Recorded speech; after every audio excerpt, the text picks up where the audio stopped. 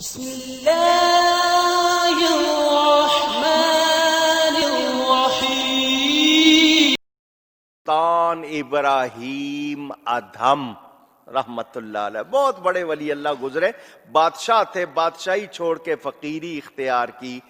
کعبہ آئے، جب کعبہ آئے تو ان کو صورت کعبہ نظر آئی، اللہ کی بارگاہ میں عرض کی صورت کعبہ موجود ہے، حقیقت کعبہ نظر نہیں آ رہی۔ کعبے کے پتھر تو نظر آ رہے، صورت ہے، لیکن اصلی کعبہ جو حقیقت ہے تیری تجلی وہ نظر۔ ان کو غیب سے آواز آئی، ہماری ایک بندی رابعہ بصری حج کرنے آ رہی ہے، کعبہ اس کے استقبال کو گیا ہوا ہے۔ تو حضرت غوث پاک کا یہ فرمانا کعبہ میرے حجرے کا طواف کرتا ہے، یہ کوئی غلط بات نہیں ہے۔ کس نے اس کو حکم دیا کعبے کو؟ کو غوث پاک نے بلایا نہیں، کس نے حکم دیا ہے؟ ایک آپ کے بچپن کی وہ شان، آپ کعبے کو دیکھنا چاہتے ہیں، ایک غوثیت کی شان کہ کعبہ آپ کے حجرے کا۔ تقدیریں کیسی بدلی؟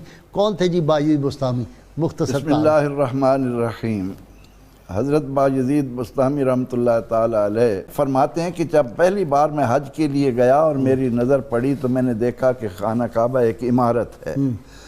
فرمانے لگے کہ یہ پتھر اور یہ سب کچھ یہ تو ہر جگہ موجود ہے۔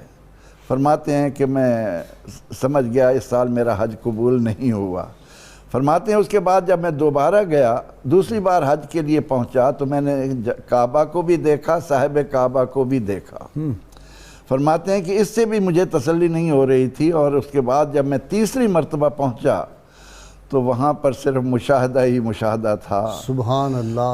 اب لیکن اس کے برعکس صوفیاء نے جو ہے وہ من گھڑت عقائد اور نظریات پبلک کے اندر عام کر دیے۔ اب ان کو کوئی پوچھنے والا نہیں کہ بھائی یہ جو تم آپ عقائد بیان کر رہے ہو امت کے اندر، کسی آیت میں موجود ہوں، کسی حدیث کے اندر موجود ہو؟ کوئی نہیں۔ کوئی جنہوں کہتا پنجابی کو پوچھڑے دسڑے والا ہی نہیں انہوں نے، جو انہوں نے دل چام دیے کرتے جاندے نا، یعنی بے شرمی کی انتہا ہے۔ اور اس حوالے سے میں انصاف کروں گا، یہاں پر دو تین چیزیں بیان کر دوں صوفیاء کے حوالے سے۔ کشف المحجوب جو باقاعدہ دنیا میں پہلی کتاب لکھی گئی تصوف پہ فارسی زبان میں، عربی میں تو رسالہ قشیریہ لکھی علی بن عثمان حجویری کے استاد ابو القاسم قشیری المتوفہ 465 ہجری نے، اور علی بن عثمان حجویری جنہیں المعروف داتا گنج بخش بھی کہا جاتا ہے، جو کہنے والے ہیں، میں نہیں کہہ رہا، مشہور، المتوفہ 465 ہجری، یہ بھی 465 ہجری میں فوت ہوئے۔ انہوں نے کتاب لکھی ہے کشف المحجوب، بریلویوں کا ترجمہ بھی اویلیبل ہے، دیوبند کا بھی اویلیبل ہے، آپ ذرا اس کو اٹھا کر دیکھ لیں۔ انہوں نے بایزید بسطامی کے بارے میں کتنا بڑا دعویٰ کیا ہے۔ بایزید بسطامی المتوفہ 261 ہجری کے بارے میں کشف المحجوب میں ترجمہ مولانا عبد الرؤف فاروقی لاہور کے ہیں، ابھی زندہ ہیں، صفحہ نمبر 174، اور بریلوی ترجمہ ہے علامہ فضل الدین گوہر، صفحہ نمبر چھاپا ہے کشف المحجوب کا، میں نے ریفرنس دیا، آپ ذرا ورڈ بائی ورڈ ان کا دعویٰ سنیں۔ وہ کہتے ہیں حضرت بایزید بسطامی سے روایت ہے کہ ایک دفعہ میں مکہ میں گیا تو صرف خانہ کعبہ کو دیکھا، تو میں نے کہا کہ میرا حج قبول نہیں ہوا۔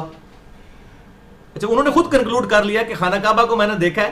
اب آپ حیران ہو رہے ہوں گے تو اس میں حج قبول نہ ہونے والی کون سی بات ہے؟ وہ آگے تو ہم دس دینے۔ میں نے کہا میرا حج قبول نہیں، کیونکہ اس طرح کے پتھر تو میں نے کافی مرتبہ دیکھے ہیں، وَلِعَاذُ بِاللَّهِ تعالیٰ، اس سے بڑی خانہ کعبہ کی کیا توہین ہوگی؟ خانہ کعبہ جیسا پتھر اور کون سے ہیں دنیا کے اندر؟ ان کے بزرگ بابوں کے پتھر ہوں گے نا، اس لیے وہ کہہ رہے ہوں گے بہت دیکھے ہیں۔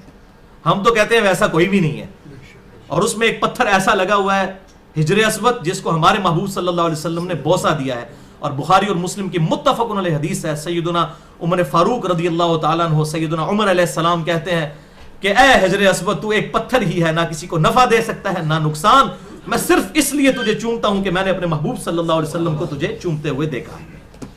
الحمدللہ۔ بہرحال آپ اندازہ کریں، کہتے ہیں اس طرح کے پتھر بہت دیکھے ہیں۔ دوبارہ حج کے لیے جب گیا تو خانہ کعبہ بھی دیکھا اور کعبے کے رب کی زیارت بھی کی۔ اے دیکھ لو، یعنی موسیٰ علیہ السلام نے کوئی نہیں کی تھی زیارت، بایزید بسطامی کہہ رہے ہیں میں نے کعبہ بھی دیکھا اور کعبے کے رب کو بھی دیکھا۔ اچھا، تو میں نے کہا کہ اب بھی حقیقت توحید حاصل نہیں ہوئی، ہوں کیڑی مصیبت پی گئی بھائی؟ وہ دس دیں تو وہ کہتے ہیں ابھی بھی توحید نہیں۔ تیسری مرتبہ گیا تو صرف اللہ کو دیکھا اور خانہ کعبہ نظروں سے غائب تھا۔ وہ کہتے ہیں کعبہ بھی نہیں نظر آنا چاہیے تھا۔ ہوں یہ ویسے آپ جذبات کی اگر رو میں دیکھیں تو بڑی میٹھی میٹھی باتیں ہیں.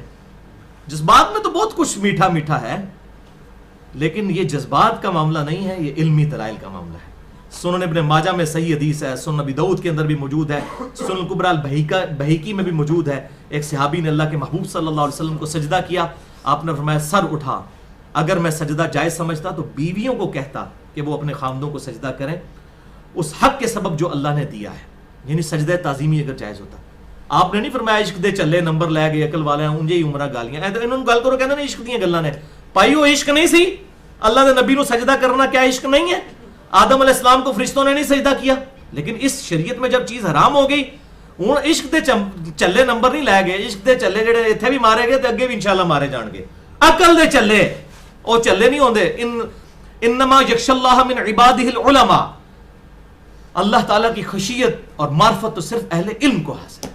قل هل يستوي الذين يعلمون والذين لا يعلمون انما يتذكر اولو الالباب. اے نبی فرما دیجئے سورہ الزمر آیت نمبر 9 کہ علم والے اور بغیر علم والے برابر نہیں ہو سکتے، نصیحت تو نہیں حاصل کرتے مگر عقل والے. عشق دے چلے نہیں بھائی، عقل والے.